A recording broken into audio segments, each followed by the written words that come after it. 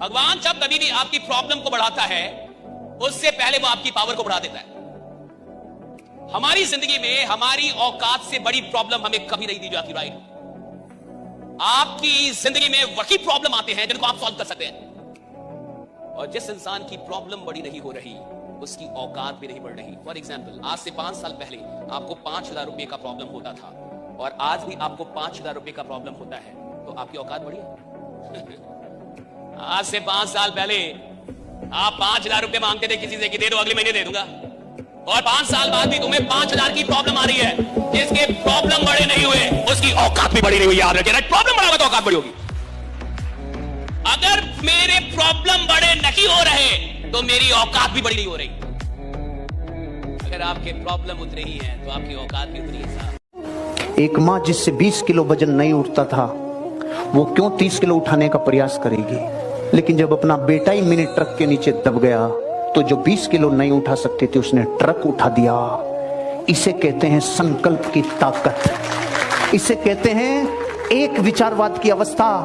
जब बच्चा mini truck के नीचे दब रहा था तब दिमाग ये चल रहा था क्या कल तनख्वाह मिलेगी कि नहीं मिलेगी, कल सेल होगी कि नहीं होगी, कल मैं दही बेच पाऊंगी कि नहीं बेच पाऊंगी, मेरा काम हो। पूरे विश्व की उसकी सारी ताकत एक जगह इकट्ठे होके सिर्फ एक काम में लग गई, उठा ट्रक मेरा बच्चा मरा रहे। जिस दिन अपने सपनों की चाहत ऐसी हो जाएगी ना, मार्केट की एक नेगेटिविटी आपको छू नहीं सकती। जिन्हें लोग झोला छाप कहते हैं वो कोरोना में भी नहीं भागे थे। भाई जो बड़का एसी में लगा घूमता है सबसे पहले यही भागा था। सब देश का मेडिकल सुविधा का 70% यही झोला छाप संभाल के रखते हैं, जिन पे सरकार छापा मार के कहती है तुम योग्य नहीं हो। अगर वो झोला छाप डॉक्टर जिनको ये लोग कहते हैं ना, वो झोला छाप नहीं रहे तो गांव में आधा आदमी मर जाए। वही काम आते हैं, रात 2 बजे चला आएगा वो बुलाने पे। आई सरकारी हॉस्पिटल पे भैंस बैठती है बेड पे, जाके देखिए सरकारी हॉस्पिटल में। ऐसा नहीं लग रहा है कि हम गए नहीं है, हम बहुत अच्छा से जानते हैं। आदमी नहीं बोलता है वो अलग बात है, लेकिन ऐसा नहीं होना चाहिए कि झोला छाप डॉक्टर बोलना चाहिए। और आपके पास बहुत टाइम नहीं होता। जब इंसान पढ़ाई कर लेता है तब पछतावा होता है साहब, अभी नहीं होगा, बाद में होता है। वक्त गुजरने के बाद ही वक्त के गुजरने का एहसास होता है। जब मौका चला जाता है तब आपको लगता है ये मौका बहुत बड़ा था।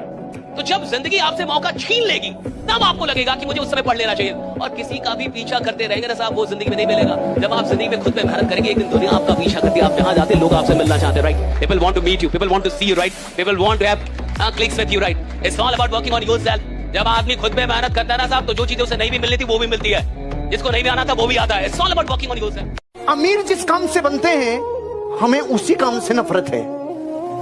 अमीर बनने का एकमात्र फार्मूला है आपको कुछ ना कुछ बेचना पड़ेगा। अमिताभ बच्चन नवरत्न तेल बेच के 10 फिल्मों में जितना पैसा नहीं कमाता उतना नवरत्न तेल में कमाता है। 50 फिल्मों से जितना रुपया नहीं कमाया उतना बिनानी सीमेंट को बेच के कमाया। बेचे बिना नहीं कोई हो सकता। सचिन तेंदुलकर ने boost is the secret of my energy. जिंदगी में जितना कई मैचों में नहीं मिला उतना बूस्ट ने दे दिया, जितना कई मैचों में नहीं मिला उतना MRF के टायर वालों ने दे दिया। जिंदगी में ध्यान रखना, बेचे बिना अमीर नहीं बन सकते।